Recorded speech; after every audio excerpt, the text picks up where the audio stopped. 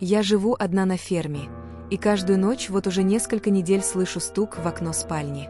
Это невозможно, ведь дом стоит в отдалении, и поблизости нет ни соседей, ни дорог. В очередную ночь, когда раздался стук, я решилась проверить и вышла на улицу, но там никого не оказалось.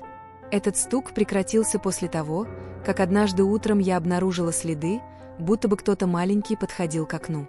На следующий день я рассказала об этом соседям, и один из них поведал старую историю, что много лет назад здесь пропал ребенок.